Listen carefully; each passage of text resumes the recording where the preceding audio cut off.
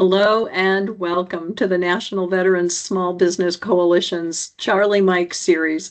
It gives me great honor to introduce Kanda Consulting Anatalia, the founder of the organization, and she's here continuing to kick off our new series of bite-sized trainings on all things. This series is on proposals. So with that, Anatalia, I am going to parlay this over to you so you can give us snippet number 2. Yes, thank you so much, Marie. Hi, everyone. Again, I'm so excited to be hosting the series of bite-sized trainings for NVSBC. We're going to go through the proposal development process, driving a little bit deeper into a previous training that I did for the Charlie Mike series. This session will focus on planning, development, and production of proposals. If this happens to be the first session you're seeing, I'm Anatalia Macik, founder of Kanda Consulting, and I've been in the BD or business development space for over 15 years, supporting large integrators, small ADAs, emerging large businesses in areas including environmental engineering, IT, security detection, and marketing and communications for international, commercial, and federal clients. So I've seen a lot of different bids. I've also hired, managed, and mentored proposal teams from as small as only one other person to as large as over 20 people spread across the country. Building high-performing proposal departments is my specialty and my passion. So with that, let's dive right in. Once you have a formal RFP, communication must always be the focus. First steps are reviewing the solicitation documents, determining the response schedule, making writing and reviewer assignments, and formulating any questions. Then we can work through actual document outlines, whether it's written, orals, or a video submission, and schedule final solutioning discussions and the kickoff. Starting with your review of the solicitation documents, determining the response schedule, and making writing and reviewer assignments. When you're developing the schedule, start with the submission deadline and work backwards. Focus on your customers' milestones first, then hit in on your process requirements. That may be executive reviews, pricing milestones, or content reviews. I like to work towards about one review each week, and I include contributors' time off in the schedule to make sure milestones won't be impacted by leave and that backups are in place. A great way to find out dates people will be out before you kick off is through your established communication channels. Using Microsoft Teams, Slack, or another comms tool, you can establish a specific group for each opportunity. This streamlines communications early on. When you're getting everyone's vacation days, you can also confirm their commitment to support the opportunity. I like to get it in writing, and I like to get it early. If you're using Microsoft Teams, a SharePoint site is created at the same time your team channel is created. You can use this to collaborate on content creation and reviews. Even if you don't use Teams, you probably do use SharePoint for document management. There's also Dropbox, Box, and any other number of document repositories that allow collaborative editing. Whatever the tool is, make sure there's this space for this particular opportunity and make sure everyone who needs access has access. While most people focus on the writers and content contributors, you also want to sort out your reviewers early.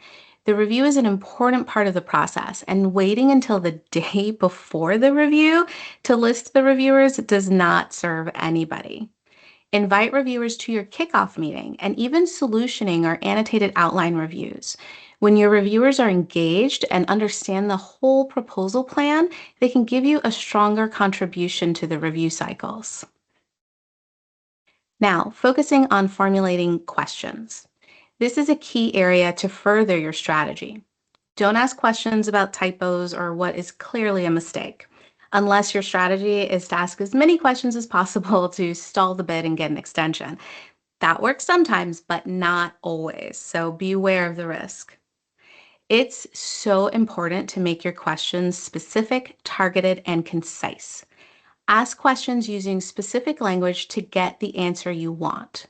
Consider what's the answer you're looking for. Perhaps you want to get a competitor disqualified. Ask questions that could directly impact them. Maybe it's a certification you have and they don't. Keep your questions concise and to the point. If you have a 3-part question, you have 3 questions. I like to make sure my leadership team on the proposal reviews and signs off on the questions before they're submitted. This means everyone has bought into the strategy and our questions align to the strategy as well. Once you receive answers, use the vague ones or ones that don't align with your strategy to form assumptions. Perhaps they changed a technical requirement in a confusing way. That happens pretty regularly. Write an assumption that documents your understanding of the requirement. You can also use answers to eliminate any exclusions you may have been considering. Usually, government customers do not want to see exclusions in your bid, so get them out and focus on assumptions instead. Now, document outlines. Whether it's a written volume, oral presentation, or a video submission, your outline has to start with the instructions and evaluation criteria, but it does not end there. Giving your contributors a document or slide deck that only has section headings and blank pages is going to create a lot more of an intensive process. Spend the time upfront to build an annotated outline. It's going to improve content development and the review process. Notes from previous solutioning sessions should be added to the outline along with your win themes and differentiators. The best way to make sure win themes are included in the proposal is to start out with them in the outline in their relevant sections. I also like to make sure our templates are pre-formatted with our corporate branding and any font or format requirements. I add in any standard content like management processes. And if there are resumes or project descriptions, both should have templates tailored to the requirements. Any key metrics should also be highlighted, even opportunities for metrics. If there's a staffing approach requirement that must address retention, put in a note in the outline to include retention metrics. This all goes in before the proposal response document is shared with any of your contributors. And after the outline is done, you can schedule final solutioning discussions and the kickoff. It may take several days from the RFP release to the kickoff, and that is okay. Taking the time to plan and prepare upfront, even if you have a short turnaround time, makes the rest of the process go a lot smoother. When submitting a formal proposal document or presentation, iterative reviews are crucial. The number of reviews depends on the time you have to respond. If you have 2 weeks to respond, you may only conduct 1 or 2 reviews. You can schedule a review each week if you have 4 or more weeks. What's important is that content across your technical, price, resumes, etc., continues to evolve, and you're checking for compliance with the instructions and evaluation criteria. Even if it's a commercial bid, you must address what's being asked in the solicitation. These are some of the standard reviews considered industry best practice. Starting at the bottom, we have a blue team, or you may refer to this as an annotated outline or even a solution review. This is the first time your full team is reviewing the layout of content for a response. It's a valuable step that helps avoid completely re-outlining or restructuring your proposal response a few days before the submission deadline, if that's ever happened to you.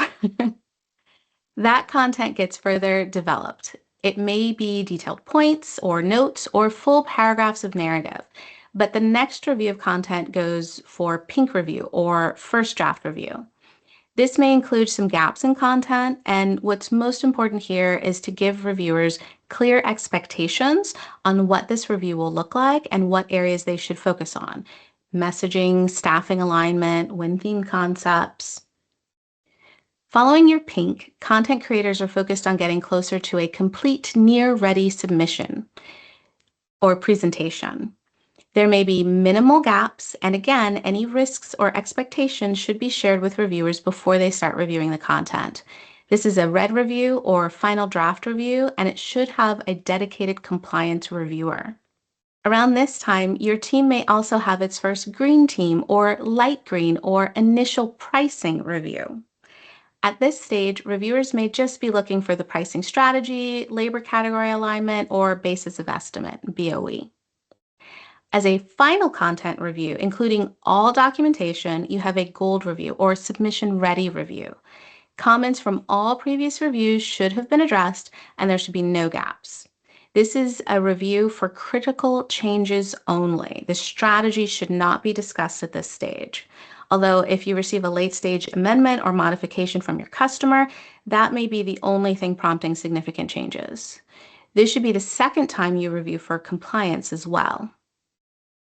At this stage, you'll also want to have your final pricing or dark green review.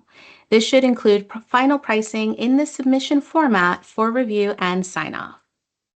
And lastly, a white glove or quality assurance, quality control review takes place, including fresh eyes reviewers.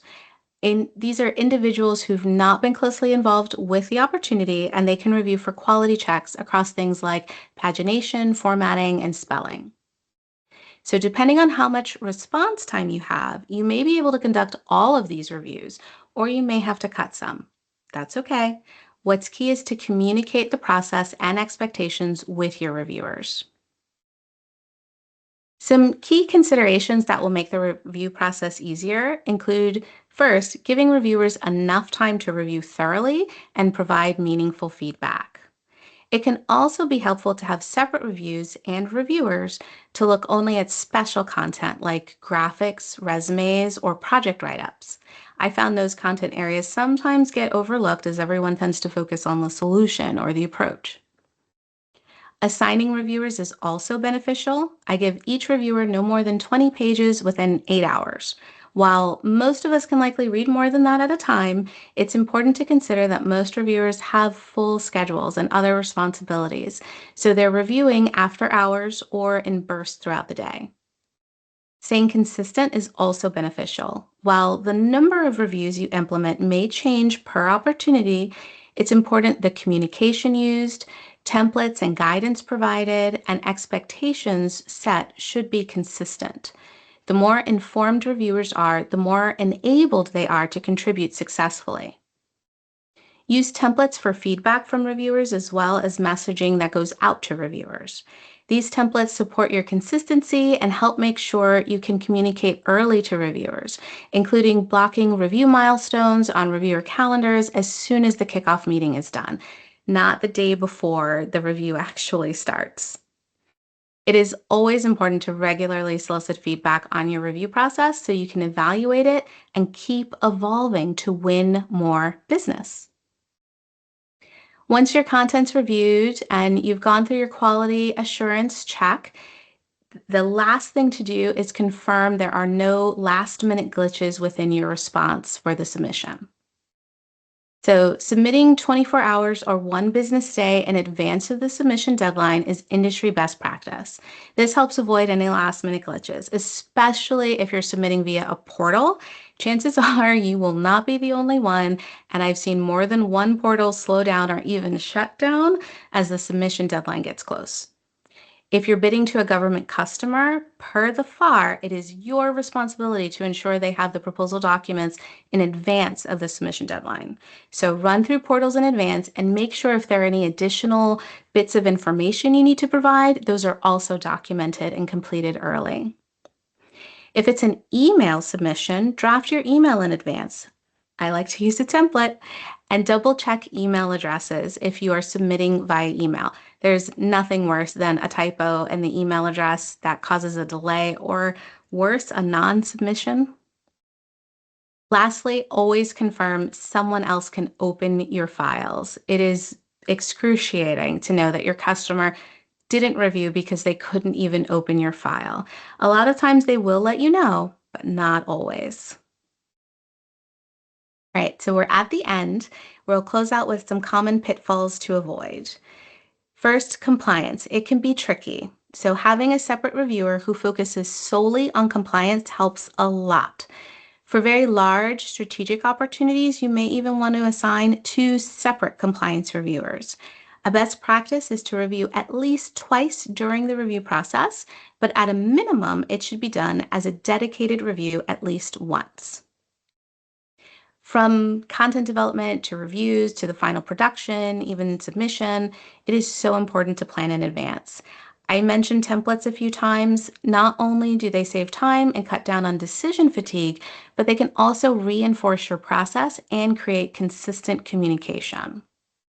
And similar to planning, not giving enough time for content development, reviews, and submissions can lead to low quality bids, missed deadlines, a lot of added stress and frustration, not to mention putting you closer to a loss.